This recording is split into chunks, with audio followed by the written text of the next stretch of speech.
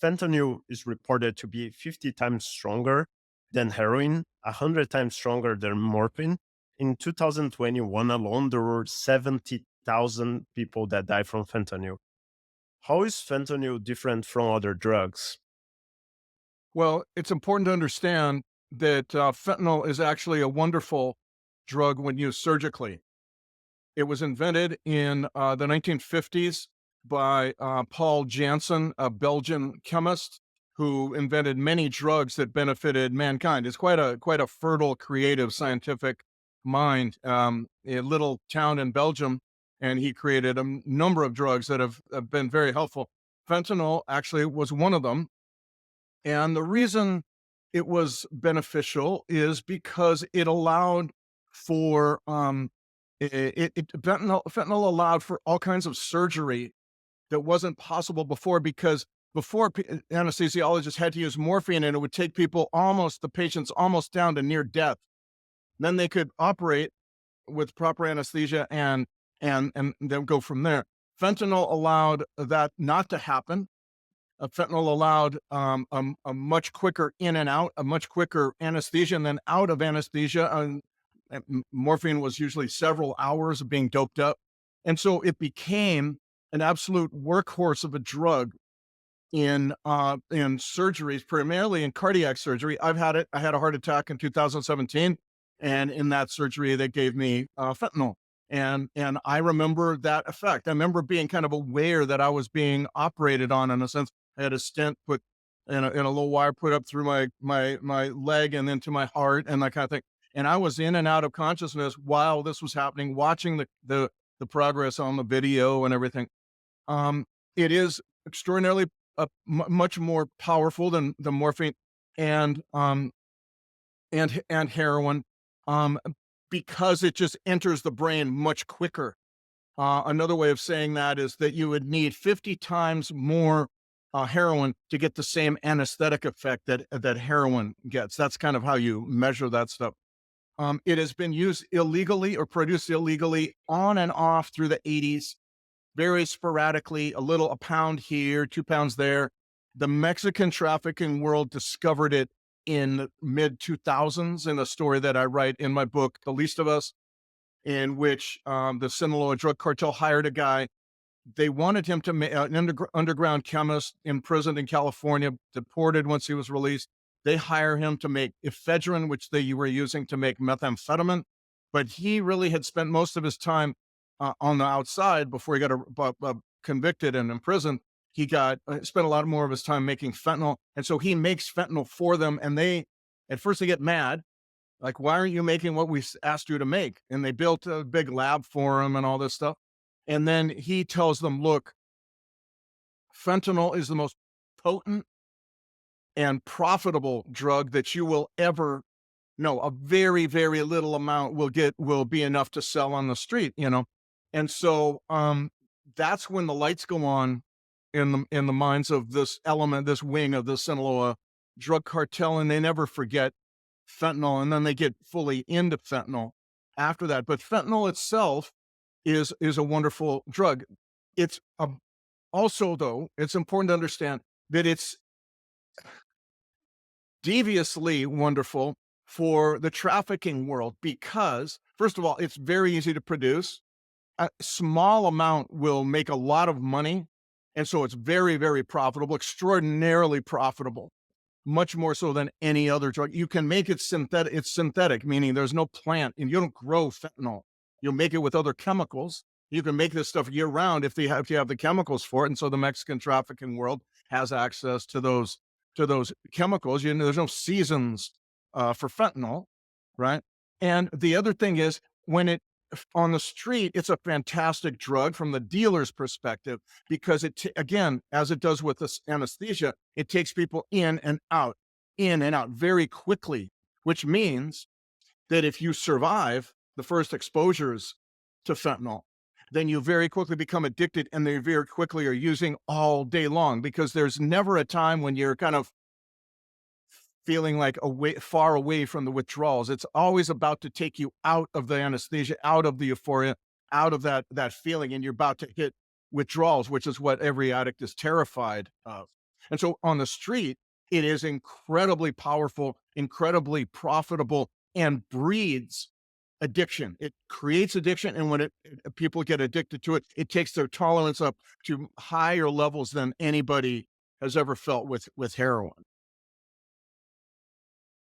So you mentioned that the drug is extremely profitable, but we've seen prices go down significantly over time, right? And more um, drug cartels. I think you've mentioned before that the wording cartel is not necessarily correct when describing these drug dealers.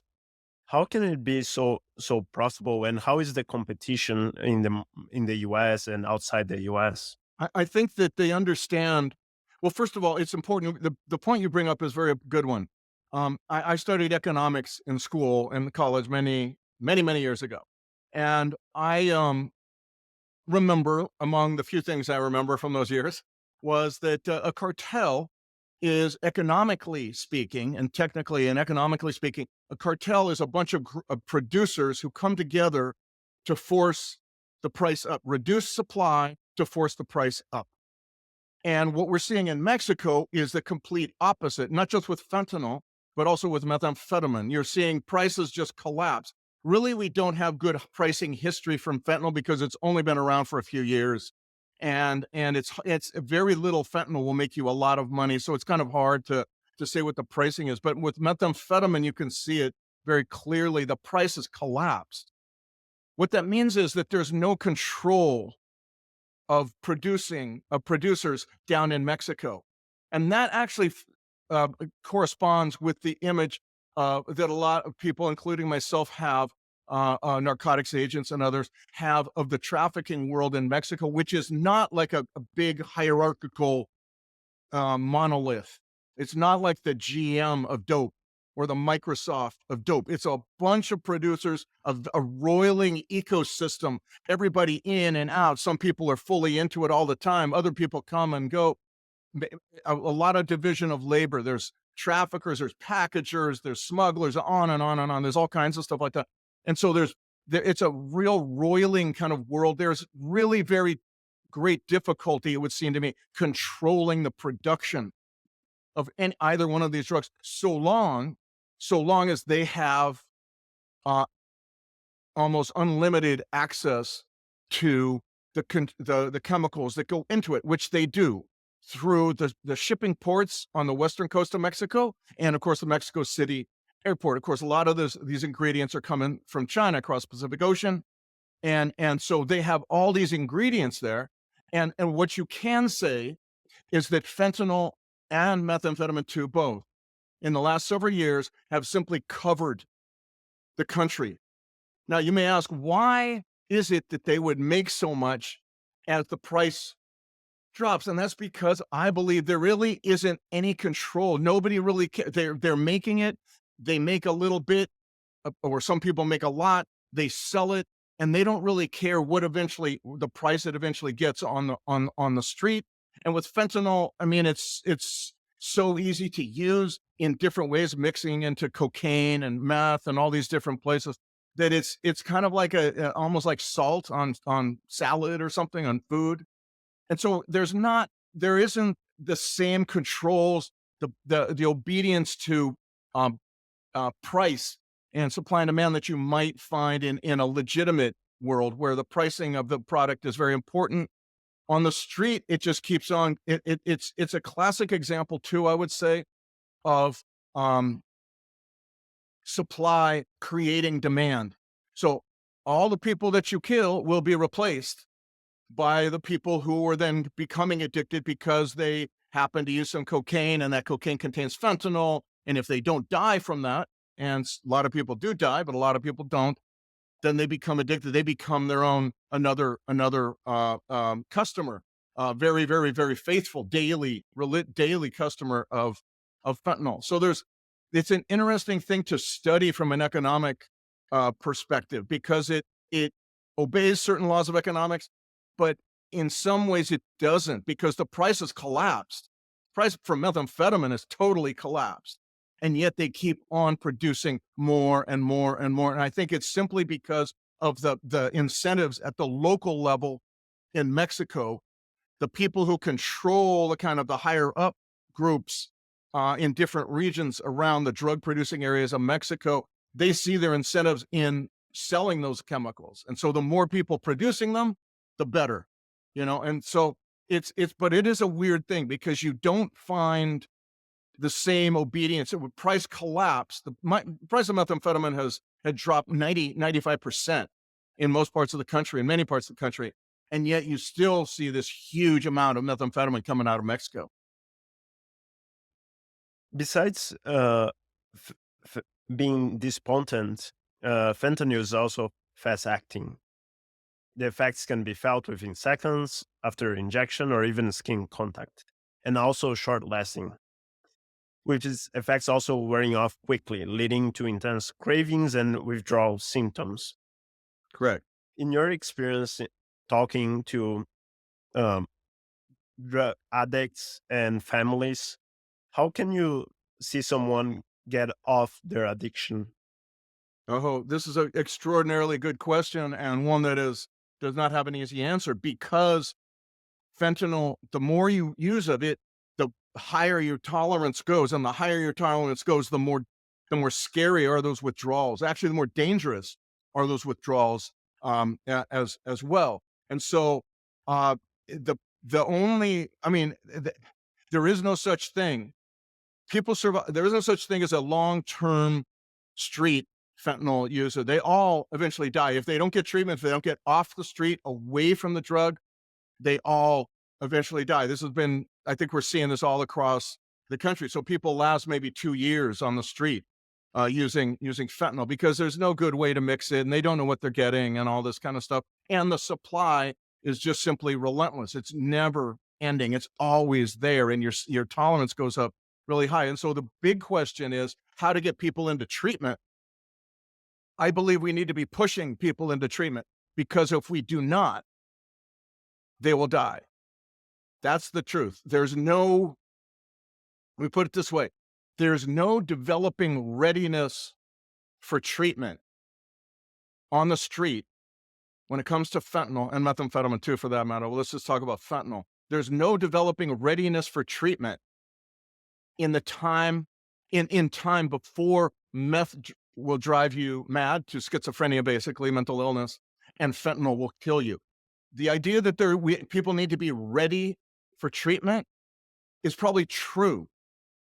You do need to embrace sobriety and treatment and so on. The problem is, where do you find it? How can you get there? If you wait for people to find readiness on the street, there is no time for that. Fentanyl that's an idea that grew up when heroin was around, alcohol. People needed time to come to this idea that they're like destroying their lives and the lives of those around them and loved ones and whatnot.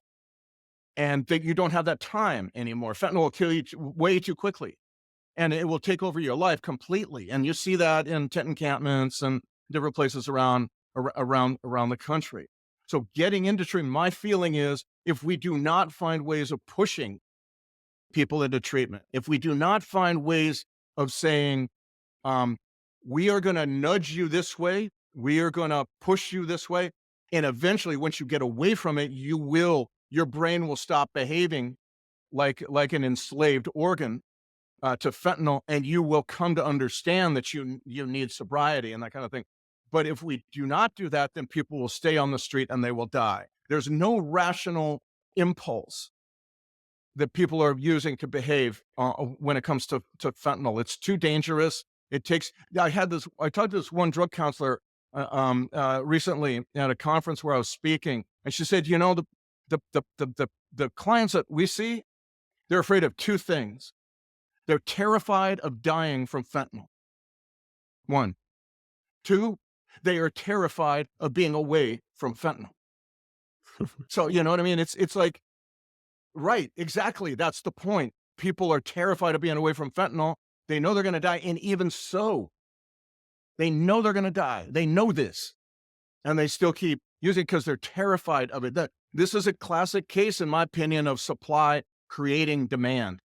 It's not about the other way around. And fentanyl because of the various the enormous supplies, the just unprecedented potency. Fentanyl is really changes everything we've thought about drug addiction and overdose and all the rest. Yeah. So you've mentioned that it takes an average of 2 years or around 2 years for someone that starts taking fentanyl to die in the streets. We've seen those in numbers in the US. So in 2012, there were around 1.5 thousand deaths due to drug overdose involving fentanyl. In 2021, that's the latest data that I could get, there were around 70,000 deaths. So Yeah. due to fentanyl. So that's around 200 deaths per day in the US alone. Yeah. What what policies would you like to see nationally and regionally that could impact the Yeah, opioid part I crisis? would say that part of the reason why we've seen those deaths, well, there's a few reasons. One is, um, fentanyl really covered the country just before COVID hit. So when during COVID, our focus was on COVID, was on a worldwide pandemic, which is probably where it should have been. But during that whole time, all those people who were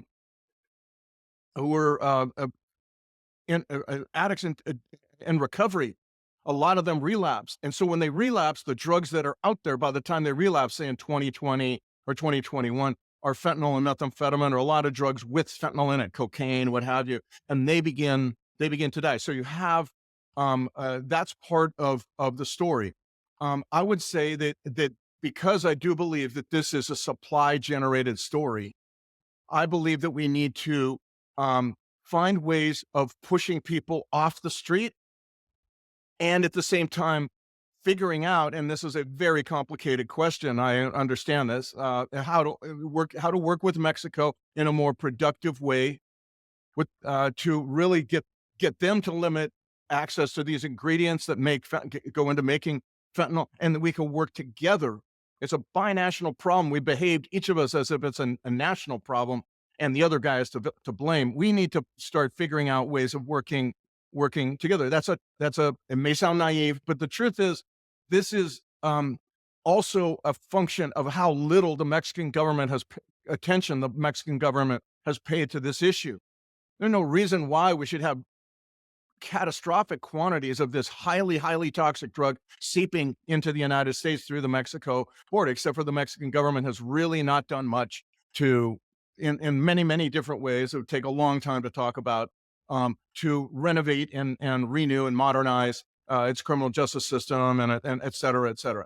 Um, I also believe locally in this country, this w- part of the reason part of the reason why we're seeing all these deaths is because in some areas of the country, significant areas of the country, regions have turned to ideas that sound good but correspond to another era. Decriminalizing the sale of fentanyl, as was done in Colorado for a long time, and still is kind of the case, even though it's much smaller quantities. Um, Decriminalizing the sale of fentanyl to me is a idea that grows from the idea, well, we don't want to continue the drug war, so we're just going to start letting anybody sell drugs. It doesn't matter what the drugs are. I think that's insane. I really don't believe that is an idea that has led to people dying. My opinion. It's not compassion. It's callousness. And I think what we need to do is understand that some of these ideas might have worked pre-fentanyl, pre-methamphetamine, but they do not work now in a context where fentanyl is everywhere and is the most potent, deadly drug we've ever seen on our streets. And methamphetamine too is everywhere, and it's at prices lower than we've ever seen, and driving people to symptoms of schizophrenia. So I believe that there needs to be certain. Believe we need to make far greater use of law enforcement. Drug courts need to be pretty much in every county. Seems to me. I also believe, as I wrote in The Least of Us, that it's very strongly worth considering and acting and trying to rethink jail. Jail as a place of recovery. The benefit in a time of fentanyl and meth that jail has is that you can put somebody in jail and they cannot leave. when the drug demands, absolutely demands that they do so, that they leave and find their, and then the chapters that I wrote in the least of us about this were about a county that was rethinking jail and transforming two pods within that jail into recovery pods, exactly what you would get on the outside in a retreatment center. Classes and 12-step groups of exercise, all these different things that you would, and then signing people up for Medicaid and or Medicare and medically assisted treatment when they get out. So you have a jail thinking about what happens to somebody when they get out of jail, which is a radical idea in the United States. And then, of course, after that, a whole continuum of care that's set up on the outside with drug courts, but many, many other services, jobs, housing, tattoo removal, et cetera. It's many, many things like that, clothing, et cetera. All of this kind of stuff grows from this experiment in jail. Jail's one true benefit in this time is that it's one place where you can put people, arrest people. Yes, you have to arrest them and keep them so that they get that blessed time away from fentanyl, from methamphetamine, from the street, which itself is its own special kind of killer. And so I think that's an idea that a lot of counties are experimenting with, and I think it's absolutely an idea that fentanyl and meth have made absolutely essential. Now, the problem is, of course, we run into attitudes among progressive types who who say, no, no, no, this is the drug war again. And I'm like, well, here's the thing: the drug war had problems not because we use law enforcement. It's because we only use law enforcement. We need to understand drug treatment, and the battle against illegal drugs needs to include the entire community, including, in a very important role, law enforcement. And I just think that we are now in many parts of the country using ideas that sounded good at one point, but are not appropriate to a new context with fentanyl and meth in such quantities all across the country. You've mentioned jail time, and some people may argue it's not, as you mentioned, it's not necessarily. Some people don't think as a nice way of dealing with the issue. Yeah, But what's I the know. other option? Death, right? It's That's still. the point. There is on the street. There's no time. You will die sooner than. I mean, it's happening all the time. People die 2 years. My impression of talking with people, like, nobody lasts longer than 2 years. Talking to drug counselors and so on. I would say this too. For years, I would say for decades, jail has been the most important place, or not the most, but certainly an important place where sobriety has begun. Many people, too many people for me to count, and too many people for me to ignore, have told me the best day of their life was when they got arrested. They got off the street. They got away from the dope. They were ready. This was in another era, of course, but they were kind of ready to leave it all behind, and that helped them. I have run into people over and over and over, and oh, it's just crazy how many people out there have used arrest and custody, jail, what have you, as the moment in which they were able to break from the street, break from the supply of drugs that was so prevalent wherever they went. So jail has always been an important place where sobriety and recovery has begun. It is also a place that has been devastating to many people, life mangling to many people. It's been frequently just a place where you go and waste away. You don't do anything. You watch TV, you sleep, you play poker, you watch TV, you sleep, play poker. That's it. And I think that when you rethink jail as a place of recovery, as a place where drugs don't enter, that's the interesting thing too. In a lot of jails, of course, you can find drugs very easily. These recovery pods that I've investigated, I mean, there's no drugs nor any weapons. It's a very rare thing in jail to see that. But when you have inmates who are buying into the idea of their own recovery and don't want anybody to upset it, they police it. They make sure, hey, buddy, you're new. Okay, we give you one day to get rid of everything in you or on you, weapons, dope, whatever it is. And so the pod stays clean. And I think that we need to understand the ways in which fentanyl and meth limit our choices. Don't have that time anymore. People die too quickly. And so, and I would add, as I said, jail is a place where people have always found sobriety, always found recovery. And I've just interviewed too many people not to ignore their perspective, their point of view.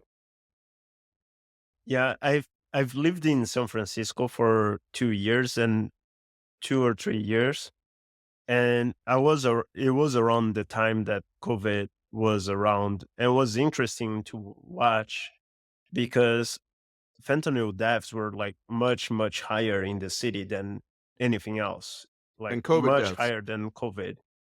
Um, Sure. a- and it's interesting to see, for example, in San Francisco or California and Oregon, I've heard the situation is very interesting. Portland, especially, how drug dealers are dealt with, and the Or not situation, dealt with. yeah, exactly. And the situation hasn't got any better. It has gotten worse and worse over time. Yes. I believe that that's because we are applying policies that were conceived in a time of before fentanyl, before methamphetamine, before they were everywhere, before they were in everybody's face.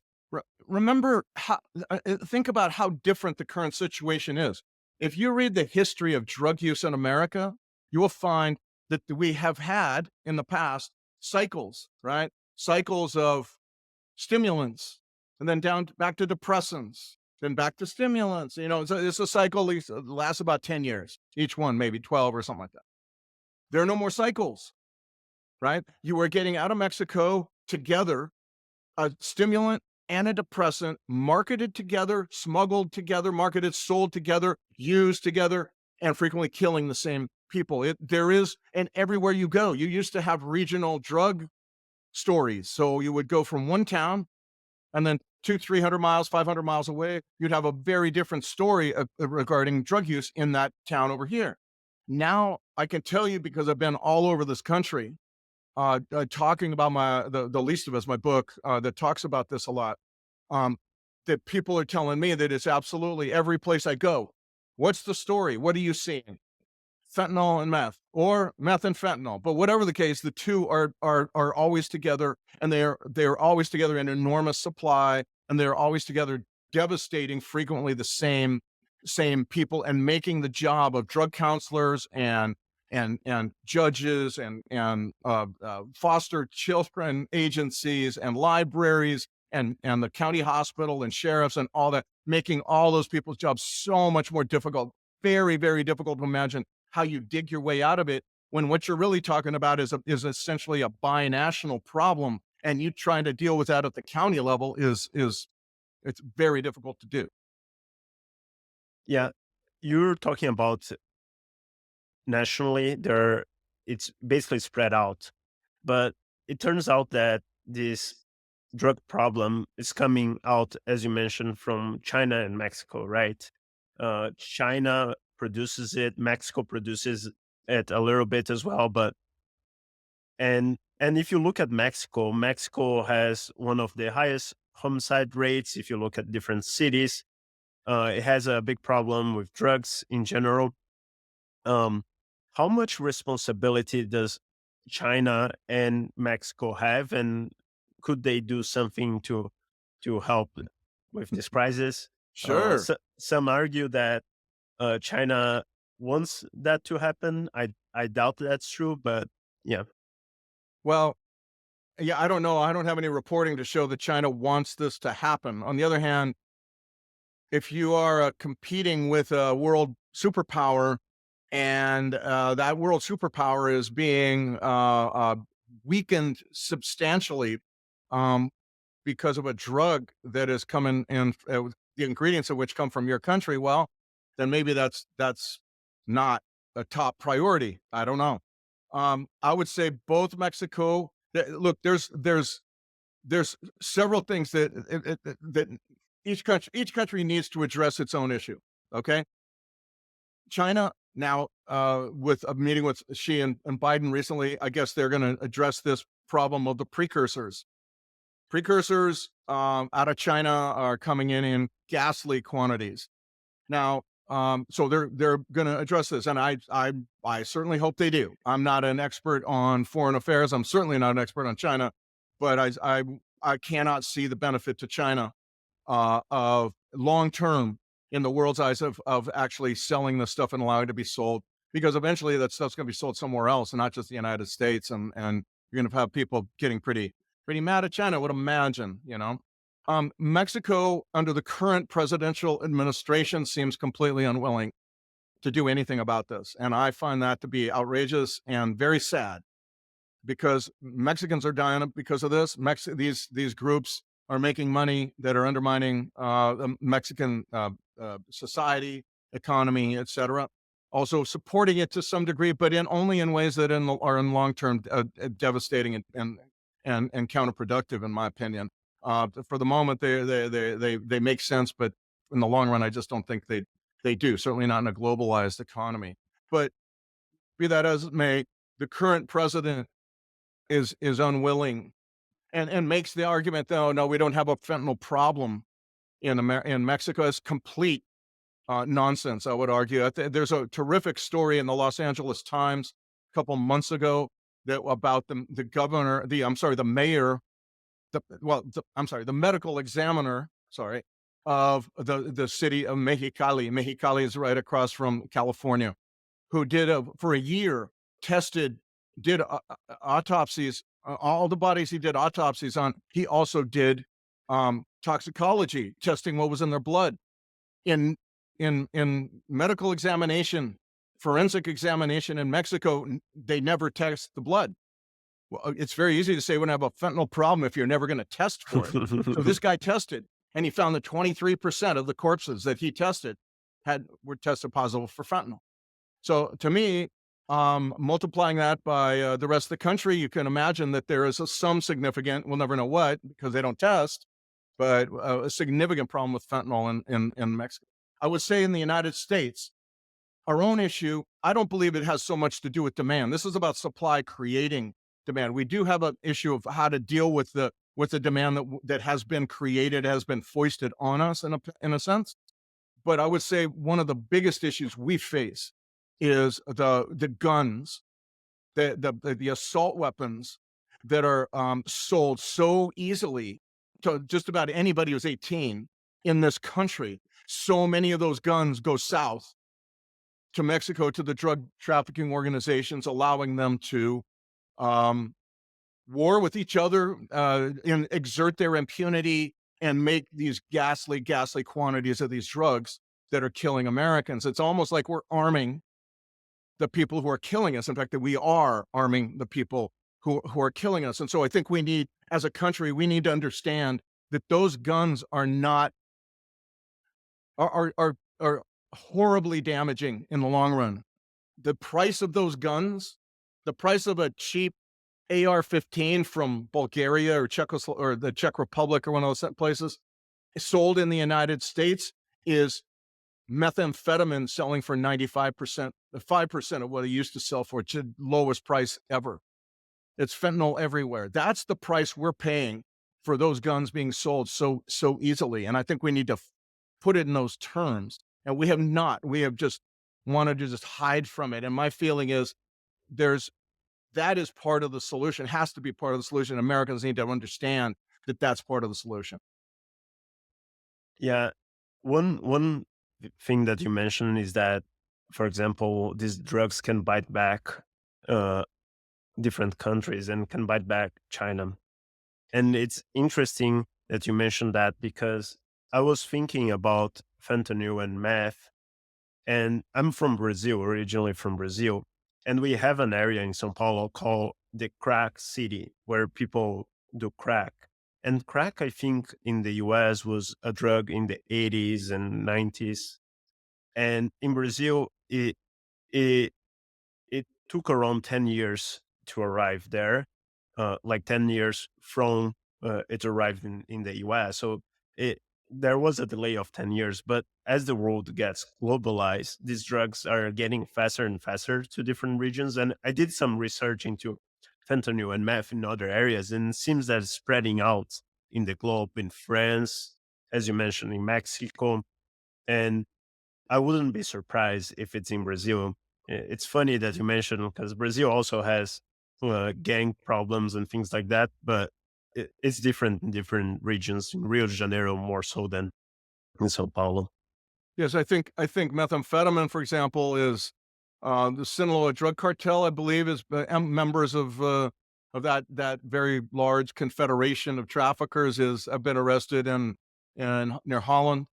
You know, I think Japan, Australia, places like this. So you are seeing these guys become a little bit more global traders in a sense, and not just focus exclusively on the United States. Obviously, they have their great competitive advantage is their understanding of smuggling through the U.S. Border into the wealthiest market in the world. That's their competitive advantage, and so that doesn't exist really in Holland so much, and so or other parts of or other parts of the world, I suspect. But they are, yeah. I think that's the difference with plant-based drugs. The first traffickers from Mexico were all farmers or ranchers, very humble, uneducated guys who were owned land and they were growing watermelons and then they grow marijuana, kind of thing. And that was in the 60s and 70s and the 80s. And cocaine came from Colombia, and then meth came down from actually California, and the 90s were all about where a lot of it was about methamphetamine, and now they're basically global traders buying chemicals from China and other parts of the world. Yeah. So you've mentioned that there are waves of drugs, and now you don't even see these waves. But most recently, there is a new drug introduced that's called Tranq, Yeah, also known by the street name zombie drug, which is increasingly mixed with fentanyl and increases overdose risk, has several health complications like skin infections, gangrenes. yeah. How concerned are you by this mix, and what are some of the challenges that Tranq makes with Well, I mean, fentanyl? the tranq meaning xylazine, which is a veterinarian's tranquilizer. It's used only by veterinarians. I had never heard of it until whatever it was a year ago or something like that. And first of all, it's like to say that it seems to me that that's the wave of the future, not xylazine, but that every once in a while we'll see some drug that has another use or we've never heard of before put into the drug supply, and in this case, in fentanyl.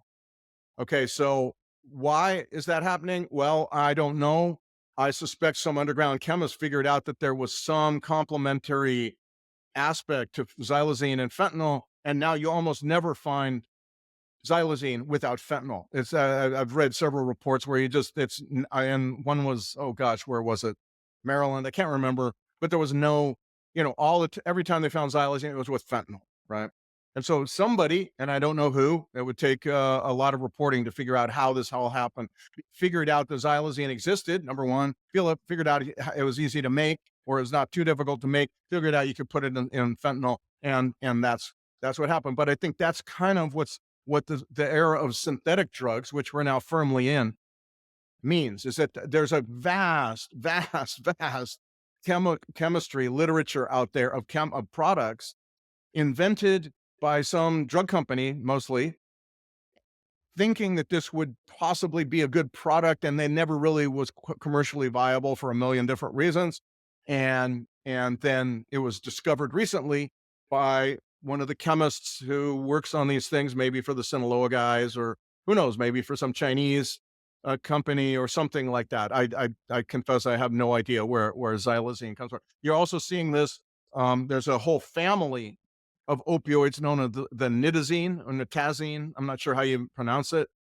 So isotonitazine, metatonitazine, all these different drugs. And there's one family that of drugs invented by the Ciba Corporation in Switzerland in the 1950s, never really commercially useful and on a shelf since the 1950s until 2019, when somebody figured out that you could put it out there and it was a kind of a substitute for fentanyl. Very dangerous, extraordinarily dangerous, very profitable.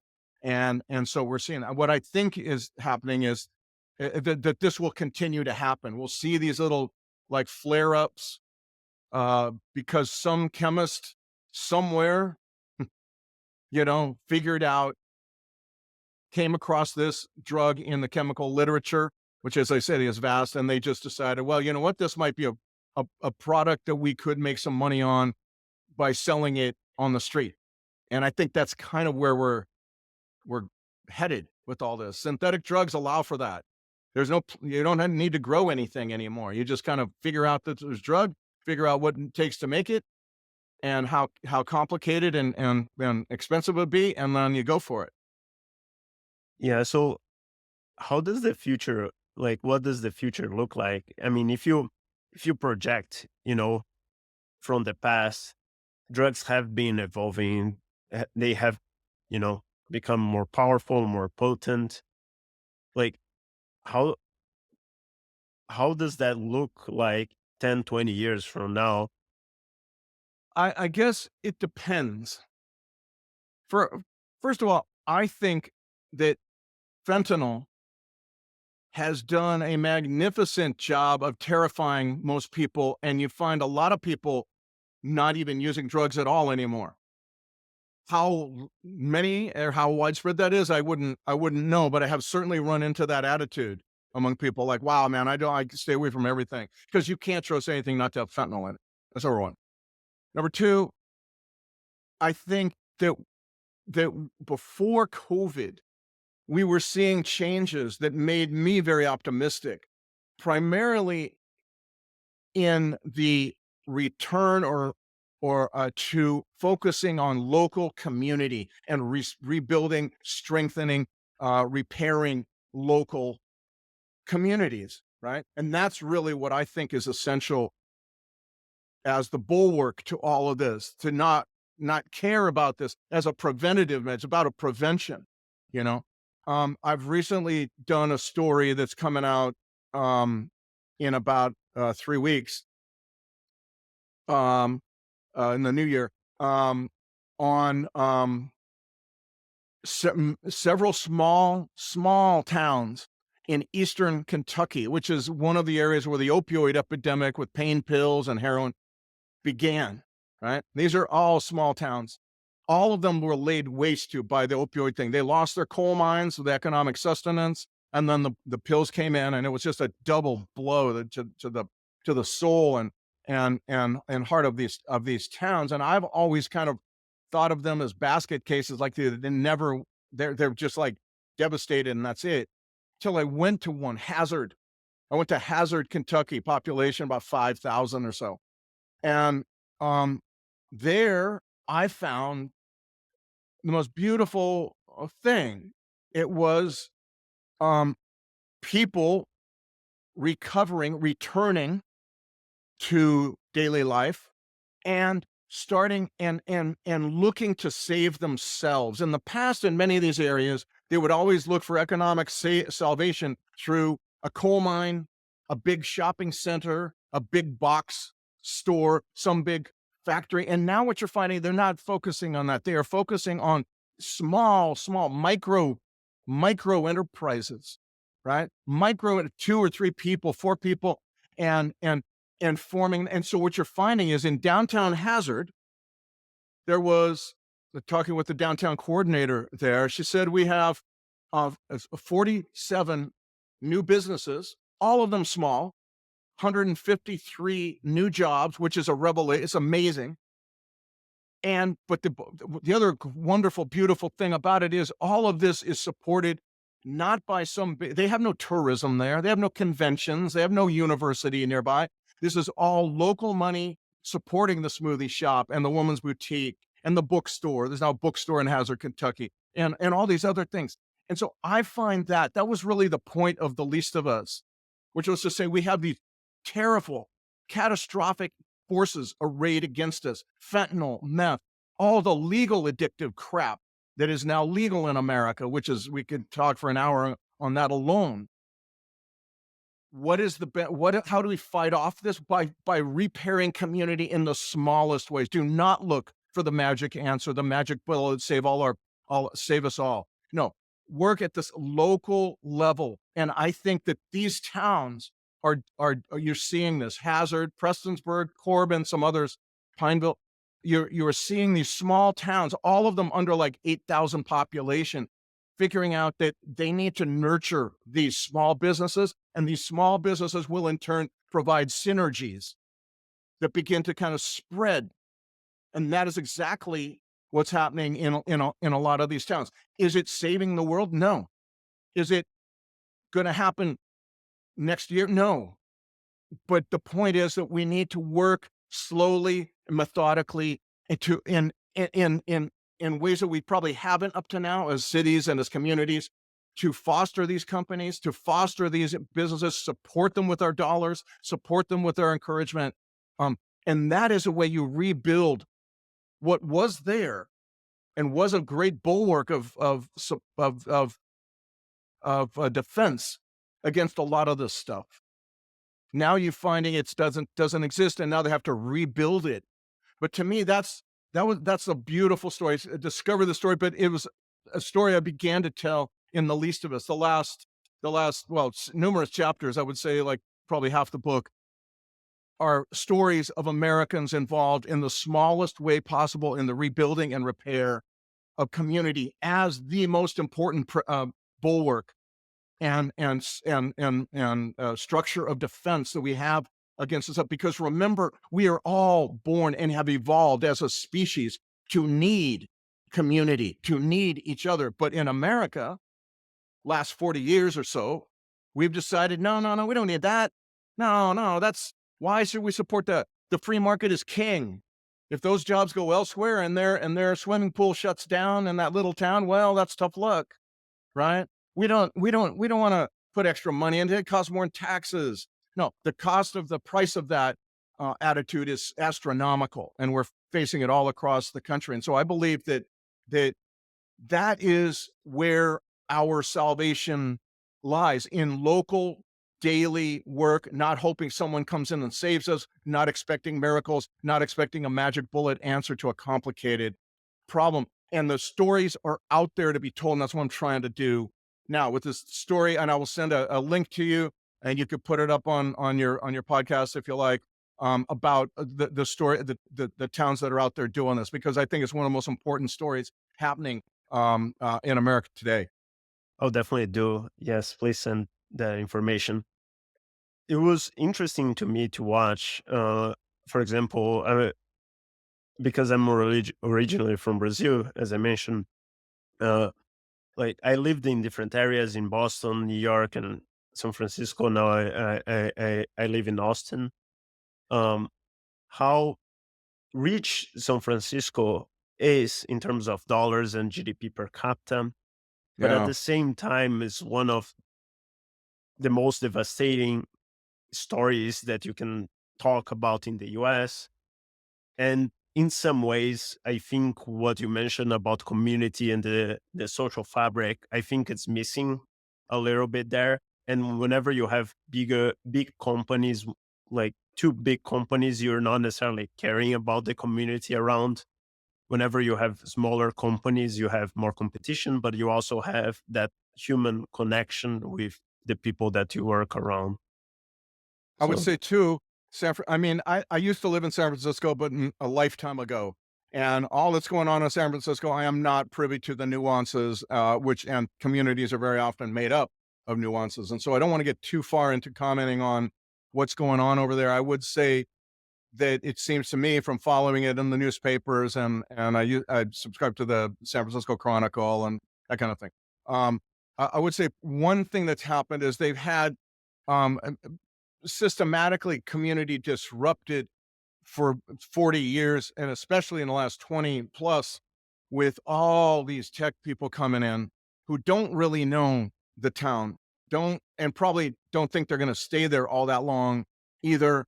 And they just kind of, they come in and they don't participate in the community life other than to vote. And I think a lot of times they vote for ideas that look good on paper, and they haven't really understood that how things have changed. Again, I'm referring to, of course, fentanyl and meth and all that kind of stuff. And I think in San Francisco, they are. It's my impression that they are just simply plagued by the idea that we should never ever put anybody in jail or arrest anybody for anything ever. I mean, real that's an exaggeration, obviously, but you know what I mean? It's like there's just this just the we need to find other solutions. The problem is that sometimes there that we've had law enforcement for as long as we've had cities, and I think that there's a good reason for that. That's we need that, and particularly fentanyl and meth just require it, in my opinion. We require a way of getting people off the street so they don't die. We require arresting people who sell fentanyl. My God, that the idea that you would not fentanyl selling fentanyl is like shooting a gun into a crowd. You know you're going to hurt somebody, and you most likely are going to kill somebody. That to me is assault at the very least, probably attempted murder, and now everything, well, he didn't know he was selling fentanyl. Everything's got fentanyl, and nobody doesn't know they're selling fentanyl in some degree or another. So it seems to me again, it's like some of these towns are imprisoned by attitudes that voters insist on that do not match up to the current situation in the country. And I'm not just their city, but all across the country with fentanyl and meth and the changes that those drugs um, require us to make. Yeah, in California alone, for example, in 2012 there were around 120,000 homeless people, and last year alone there were around 320,000. So almost a three times increase. And so homelessness has become an even bigger problem there. Yes. How have you seen the interaction of Yeah. drug addiction and homelessness impact each other? And does one homelessness in, in basically cause drug addiction? No. Well, it's very complicated, and there are as many stories as there are homeless people. I would argue, but um, the idea that homelessness has one cause, and that is a lack of affordable housing, as you frequently, I think that is a delusional idea. There are many reasons why people get homeless, right? Lose their housing. Could be foster care. They age out of foster care, release from prison without family support, domestic violence, big one. Um, a surgery that you can't afford with as long along with your rent, so you lose the house. On and on. There's so many reasons, but drug addiction is, and these drugs in particular, is clearly very near the top of the list. But then there's something else too that I think people need to understand, and that is that once people are homeless, these drugs are so prevalent. They're everywhere. You saw this in San Francisco, I suspect. I'm not sure about Austin, but I suspect there's something going on there too. I don't know. I don't know the town at all. But Austin, I haven't seen. you haven't seen it? Then I maybe haven't maybe seen not. much. I got a call from someone in San Antonio about an hour away, who told me he wants me to come down there and speak, and it's like, man, you would not believe the stuff we're dealing with. But whatever the case, once you are homeless, these drugs are so prevalent, so potent, so life domineering, that whatever the reason was you were homeless, you are going to stay homeless because of these drugs. Doesn't matter why you were homeless originally. And so the problem is we keep on saying, well, they're making rational decisions to stay on the street. There's no way. There is simply no way people using fentanyl and meth are making rational decisions by refusing treatment, by staying on the street, whether pimped out, feces everywhere, beaten constantly, the street very, daily, as much of a death threat as the drugs themselves. I mean, it's crazy. So my feeling is that fentanyl and meth have done enormous amounts to make people homeless, but probably the bigger story is how they keep people homeless once they're on the street, regardless of the reason they landed there. And I think that to suggest otherwise is simply means people are captured by their own ideology. They haven't been able to look beyond their own political convictions and see how the world has changed and see how what they're saying it couldn't possibly be true. There is no one answer to any of this, and affordable housing is not the answer for every homeless person. It is for some people, most definitely, absolutely. But again, homelessness is a widely varying and a very idiosyncratic, very individualized a problem. And so there's a lot of people who clearly would be helped by that. It's just to say that that's all we need is, as I've heard argued. I have to say, it drives me a little crazy. I just don't see it. Yeah, it's a little bit sad to see cities that are like so wealthy in some ways and have this kind of problems. You like whenever I go back to Brazil to some cities, I don't see these problems and they're less wealthy. And even here in the US, there are cities that are not as wealthy and they don't have certain problems. So it's interesting to watch. Uh, to end, we're about uh, almost time. I want to offer some hope at the end and something that we can look forward. So um, there is an indication of a fentanyl vaccine that's in phase 1 trials, and the goal of the vaccine is basically to prevent fentanyl from entering the brain, reducing and eliminating some of the effects, the euphoric effects, and potentially protecting against overdose. You also mentioned communities around. Do you see some of these solutions working out? For example, fentanyl vaccine for some I have people. not Or, heard of the fentanyl vaccine. That's news to me. I just think that eh, yeah, I don't. Maybe okay. I can say I don't know anything about it, so maybe it'll be effective and helpful. Best I could say. I would say to me, the really exciting stuff, the beautiful stuff, the exhilarating stuff, is to see how people are turning away from the big answer that corporate America frequently is foisting on people. Yeah, big box store will save your town, that kind of thing.